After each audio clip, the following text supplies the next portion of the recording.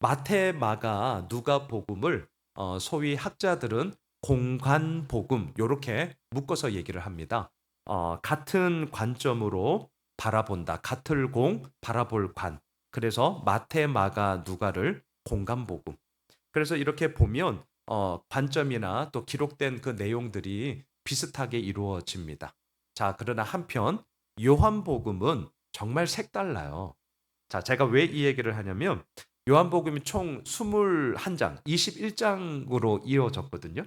그런데 무려 12장부터 이제 21장까지 예수님의 마지막 한 주간에 대해서 엄청나게 집중해서 기록하고 있습니다. 그러니까 분량으로 따지면 예수님의 마지막 한 주간에 집중하고 있는 내용이 근 50%가 넘어요. 그래서 학자들이 마테, 마가, 누가를 이렇게 함께 묶어가지고 공간복음이라고 따로 이렇게 별명을 삼아줬고요. 요한복음은 포함하지 않습니다. 자, 그리고 또 하나 더 특징적인 게 있거든요. 12장부터 마지막 한 주간의 이야기가 이루어지는데요. 또 그것도 자세히 보시면 13장부터 17장까지 언제 있었던 일이냐? 6월절 마지막 만찬 자리에서 제자들과 예수님이 나누었던 대화입니다.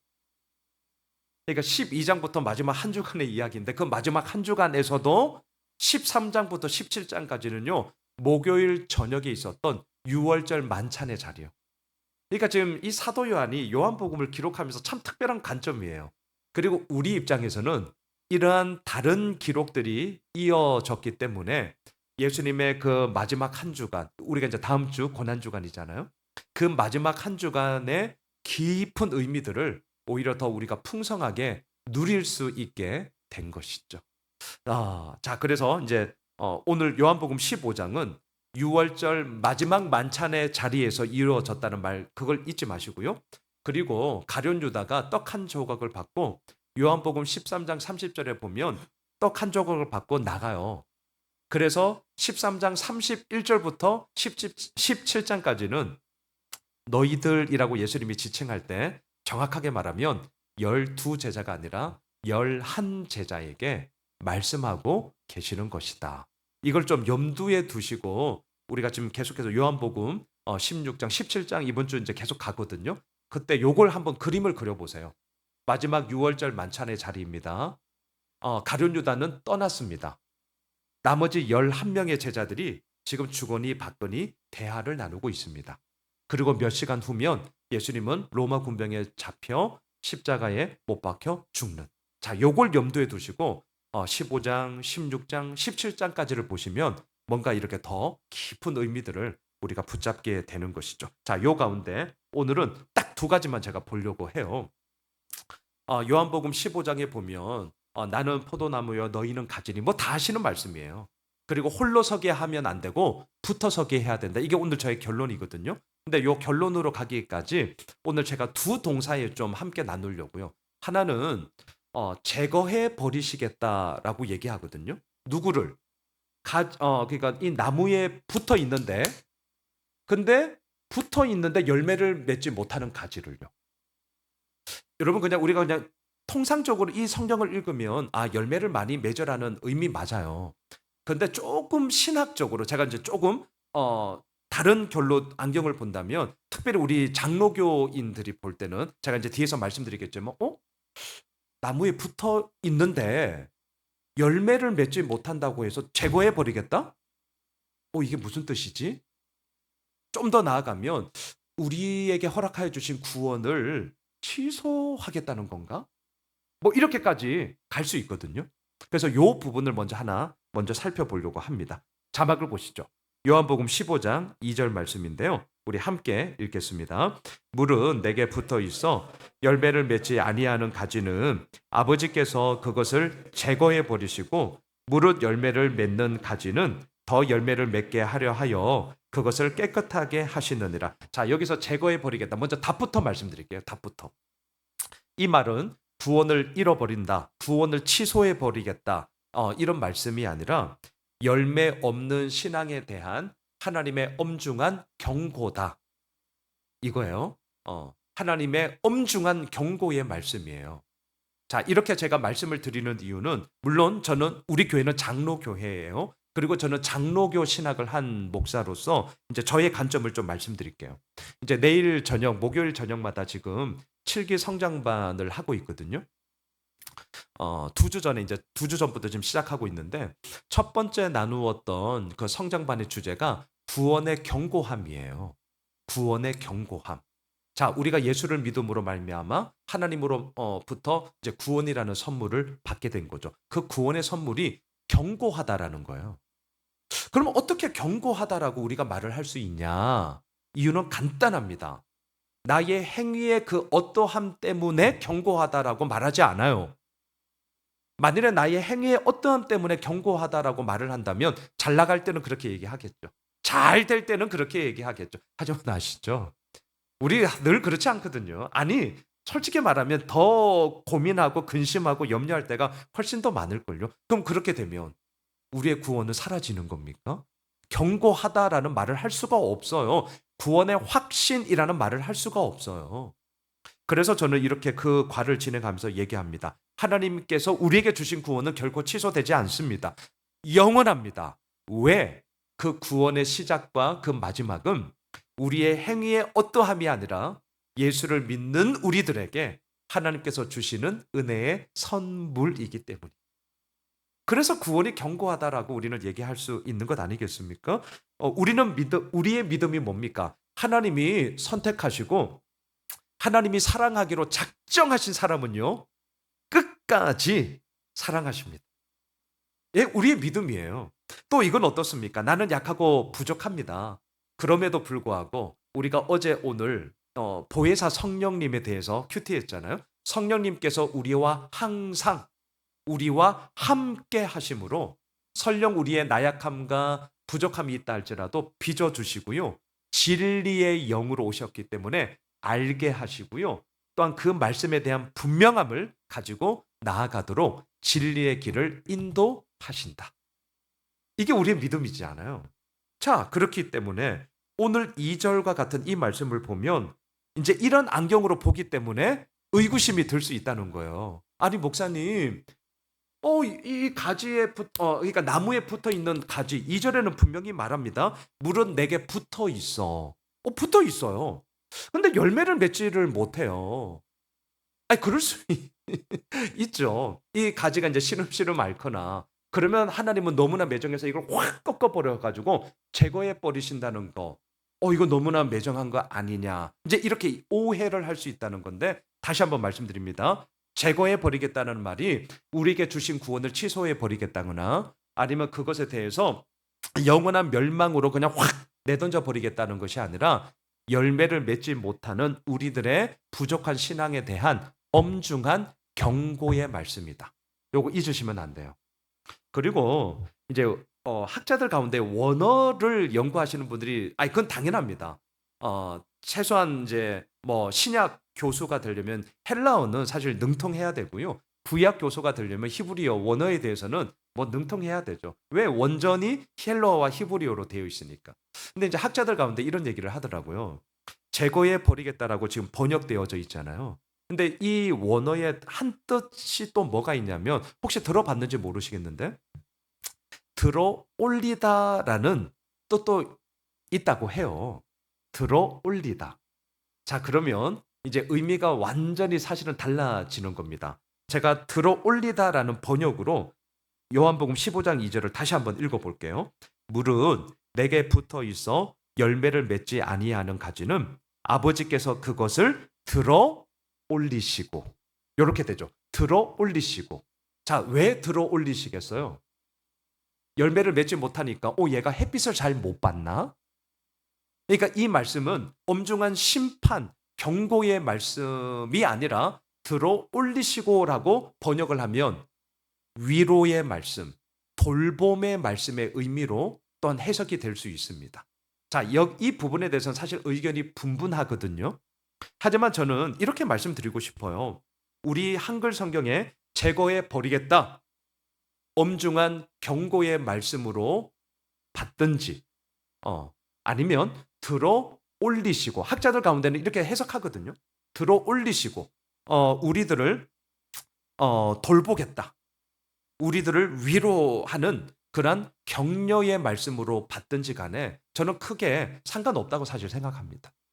경고의 말씀으로 우리가 해석을 하든지 아니면 돌봐주시겠다는 말씀으로 해석하든지 큰 상관이 없어요. 왜냐하면 오늘 요한복음 15장의 핵심 초점은 뭐냐면 그게 경고이든 위로이든 간에 하나님 아버지의 마음은 뭐냐? 우리로 하여금 더 많은 열매를 맺게 하기 위한다는 말씀입니다. 왜 경고하시겠어요? 열매 더 많이 맺으라고. 아니 우리가 부모잖아요. 자녀들을 왜 경고합니까? 왜 책망합니까? 어제 우리 이제 고3 아들 산모 봤는데 이 자식이 성적이 이렇게 왜 경고를 하고 왜 그렇게 하겠어요? 더 잘하라고. 그러니까 하나님 아버지의 마음을 잊어버리시면 안 돼요. 그리고 또한 들어 올리다. 괜찮아. 또 잘하면 되지. 위로하고 격려하는 것도 뭐예요? 더 많은 열매를 맺으라고. 저는 이게 중요하다고 생각합니다. 자, 한편 자막을 한번 보세요. 요한복음 15장 6절에서는 또 다른 상황의 얘기가 하나는 나옵니다. 같이 읽겠습니다. 사람이 내 안에 거하지 아니하면 가지처럼 밖에 벌어져 마르나니 사람들이 그것을 모아다가 불에 던져 살은. 여러분 2절에 나왔던 나무에 붙어 있지만 열매를 맺지 못하는 가지에 대한 경고예요. 그런데 6절은 상황이 다릅니다. 이거 오해하시면 안 됩니다. 내 안에 아예 거하질 않아. 이건 다른 케이스예요. 거하지 않아요. 이것을 다른 말로 말하면 불신앙이죠. 불신앙이에요. 이 불신앙에 대해서는 분명하게 말합니다. 밖에 버려지게 될 거다. 그리고 불에 던져 사르게 될 거다.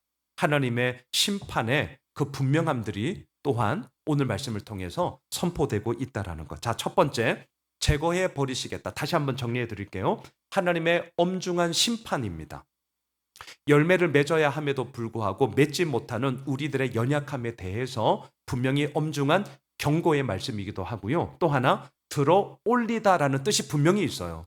그런 말씀으로 우리가 이 본문을 본다면 하나님께서 우리를 돌보아 주시는, 다시금 열매를 잘 보게 함으로 말미암아 열매를 어떻든 맺게 하시려는 하나님의 위로, 하나님의 돌봄의 메시지로 우리가 해석할 수 있다. 자, 두 번째. 그러면 붙어 있으라가 오늘 본문의 주제인데 붙어 있으라. 자, 먼저 4절을 읽고 제가 계속 말씀을 좀 나누겠습니다. 자, 4절을 띄워주시죠. 함께 읽겠습니다. 내 안에 거하라. 나도 너희 안에 거하리라. 가지가 포도나무에 붙어 있지 아니하면 스스로 열매를 맺을 수 없음 같이 너희도 내 안에 있지 아니하면 그러하리라. 너 힘으로 홀로 서게 하지 말고 나를 의지해. 그러면 나에게 붙어 있으면 열매를 맺게 될 거야. 이제 이게 오늘 결론인데요. 두 번째 저희의 질문은 도대체 붙어 있으라는 게 무슨 의미일까? 물론 뭐 좋은 말로 여러 가지 많은 말들을 대입할 수 있을 거예요. 하지만 오늘 본문에서요. 오늘 본문에서 먼저 우리가 생각할 것은 예수님과의 물리적인 결합은 단연코 아니겠죠.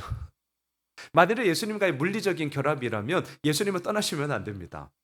떠나시면 절대 안 돼요. 지금도 우리 눈에 진짜 보여야 돼요. 그리고 우리와 함께 대화도 나눠 주셔야 되고요. 식사도 함께 해 주셔야 되고 우리 집에 신방도 좀 와 주셔야 되고 예수님과 물리적인 결합을 얘기한다면 절대로 떠나시면 안 돼요. 근데 그게 아니라는 건 이미 우리가 다 알고 있죠. 그렇다면 여기서 말하는 붙어 있다라는 말은 무슨 말인가? 저는 이렇게 정리를 할게요. 예수님의 말씀이 내 안에 들어오고 그 들어온 예수님의 말씀이 내 삶의 기준이 되어서 내가 살아가는 모든 삶의 이유이자 목적, 또한 그 말씀이 나를 변화시키는 것. 이것이 오늘 요한복음 15장에서 말하는 붙어서야 돼 라는 말의 의미입니다. 자, 3절을 한번 보세요. 자, 제가 근거를 말씀드릴게요. 자, 3절 같이 읽겠습니다. 너희는 내가 일러준 말로 이미 깨끗하여졌으니. 자, 잘 보세요. 물리적인 결합이 이제는 아니잖아요. 하지만 붙어 섭시다 라고 얘기를 할 때 도대체 이게 뭔 말이야? 3절이에요. 너희는 내가 일러준 말. 이제는 그래서 우리가 예수님의 말씀하잖아요. 그 일러준 말로 이미 깨끗해졌어 라고 말씀하셔요. 근데 이 말씀도 한번 잘 생각해 보셔요. 지금 예수님과 11명의 제자들과의 대화입니다. 그런데 너무나 슬픈 얘기는 가룟 유다는 그러지 못했습니다. 지금 떠나고 그 자리에 없어요. 잠시 후 겟세마네 동산에서 예수님은 땀방울이 핏방울이 될 정도로 정말 진액을 쏟는 기도를 하는데요. 제자들에게 나와 함께 기도하자 했지만 제자들은 굴굴 졸고 있었거든요. 베드로는 어떻습니까? 닭 울기 전 네가 나를 3번 부인하리라 하셨던 그 말씀을 베드로는 피하지 못하고 그렇게 예수님을 부인하기도 했습니다. 자, 이 모습을 볼 때 이미 깨끗해졌어라는 지금 예수님의 말씀과는 거리가 너무 멀어요. 진짜 어울리지 않습니다. 그런데 예수님은 제자들이 이미 깨끗해졌다라고 지금 말씀하신다는 거죠. 이게 무슨 의미일까? 저는 이렇게 한번 정리해 봤어요. 이미 깨끗하여졌어 라는 예수님의 선포는요, 또 다른 말로 내가 그렇게 하겠어 라는 예수님의 굳은 의지입니다. 그러니까 성경을 읽으실 때 어떠한 선포의 말씀이 나오잖아요. 그것은 그 선포를 하는 그 사람의 그렇게 하겠다는 굳은 의지, 이렇게 이해하시면 됩니다. 그럴 때 이제 성경을 통하여서 하나님이 또한 예수님이 이미 깨끗해졌어. 제자들은 깨끗하지 않습니다. 제자들은 연약합니다. 제자들은 부인했습니다. 제자들은 넘어졌습니다. 그럼에도 불구하고 이미라는 단어를 썼던 것은 예수님의 그 말씀, 그리고 그 말씀을 통하여서 예수님이 그렇게 이루어 가시겠다라는 당신의 굳은 의지를 표명하며 붙어 서 있는 인생을 통하여서 하나님이 어떻게 이루시는지를 지금 우리에게 보여주고 있는 거죠. 그래서 7절로 한번 가볼게요. 7절. 붙어 서 있는 사람들에게 정말 주님께서 이런 귀한 선물을 주셨거든요. 같이 읽겠습니다. 너희가 내 안에 거하고 내 말이 너희 안에 거하면 무엇이든지 원하는 대로 구하라. 그리하면 이루리라. 자, 계속 거듭되는 반복되는 단어가 보이시죠? 말이라는 거예요. 이게 붙어 서 있는 겁니다.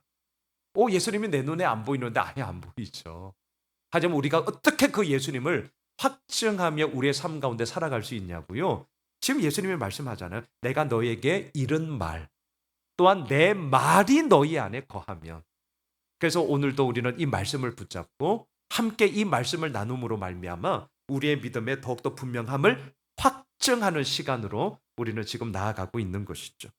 자, 여기서 그 말씀이 우리 안에 있잖아요. 이게 이제 붙어 서는 건데 그 붙어 서 있는 자들이 무엇이든지 원하는 대로 구하라. 그리하면 이루리라. 제가 오늘 새벽 영상에서도 이 말을 좀 했는데요. 뭐든지 원하는 대로 구하라는 거예요. 그러면 여기에는 뭐가 들어갈까요? 우리의 욕심이 들어가요. 말씀 그대로 한번 봅시다. 무엇이든지 원하는 대로 구해. 그러면 이룰 거야. 우리의 욕심이 들어갈 수밖에 없습니다. 때로는요, 내가 원함을 얻기까지 우리는 진짜 기도하고 간구하거든요. 저도 그러거든요. 그런데 한편으로는 그렇게 기도하면서 무슨 생각을 저는 하냐면, 와, 이거 어린애들이 마치 부모에게 원하는 걸 막 달라고, 이게 너무 떼쓰기 하는 거 아닌가? 이런 생각이 들 때도 있거든요. 그런데 저는 오늘 좀 가감하게 말씀드리고 싶어요. 괜찮습니다. 괜찮아요. 이게 너무 욕심 어린 기도 아닌가? 또 한편으로는 와, 이거 진짜 너무 떼쓰기 하는 것 아닌가? 라는 이런 생각이 분명히 들 때가 있거든요. 그런데 이러한 생각이 드는 것도 전제가 있어요. 어떤 사람에게 이런 생각이 드느냐? 구하는 자에게. 그래서 욕심 어린 기도는 하면 안 돼. 하면 안 되죠. 맞죠. 떼쓰기 하는 기도하면 그건 안 됩니다. 맞죠. 그런데 이 생각이 너무나 많은 나머지 기도를 안 해. 곤란합니다. 곤란해요. 저는 차라리 그럴 바엔 욕심 어린 기도라도 해라. 떼쓰기 하는 기도라도 해봐라. 저는 믿는 게 있어요. 그렇게 설령 욕심 어린 기도를 할지라도 무엇이든지 원하는 대로 구하라 그러면 이루리라 말씀하셨잖아요. 그러니까 이루어 주세요. 떼쓰기 하는 기도를 할지라도 그 기도하는 과정을 통해서 하나님이 우리를 그냥 내버려 두실 것 같았어요? 절대로. 정말 그게 욕심 어린 기도라면 기도하는 것 가운데 우리로 하여금 알게 하셔요. 그 하나님을 우리가 믿는 것 아닙니까? 그리고 그렇게 알게 하시는 하나님이 어떻게 알게 하시냐고요? 말씀을 통해서요. 진리의 영이신 성령님께서 뭘 하십니까?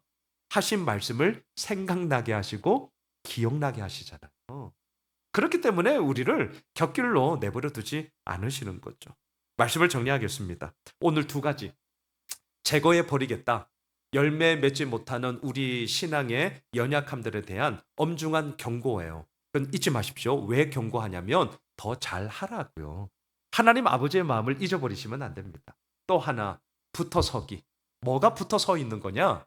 이제는 물리적인 결합을 하는 것이 아니라 하나님께서 선포하신 말씀, 예수님께서 선포하신 그 말씀을 우리가 부여잡고 어디를 가든지 무엇을 하든지 어디에 있든지 누구를 만나든지 간에 그 말씀이 내 안에 있음으로 말미암아 나를 이끌어가고 나를 변화시키고 나의 분명한 기준점으로 담대하게 말할 수 있는 그 붙어있는 가지가 될 때에 마지막입니다. 8절을 보십시오.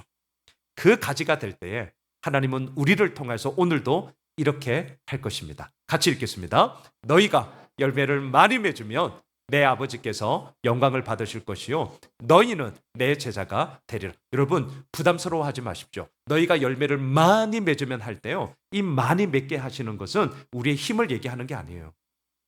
그렇게 맺게 하시는 하나님께서 그렇게 맺게 하실 것이라는 당신의 약속입니다. 그럴 때에 하나님 아버지 앞에 영광이 될 것이고, 또한 묻 많은 사람들이 우리가 맺는 열매를 통해 와, 다르네 저 사람. 예수 믿는데 너희가 내 제자가 되리라. 정말 얼마나 멋집니까? 얼마나 영광스럽습니까? 얼마나 감사한 일입니까? 바라기는 홀로서기 하지 맙시다. 붙어서기 합시다. 그리고 그 붙어서기를 통해서 하나님께서 우리로 하여금 맺게 하시는 그 열매를 기대합시다.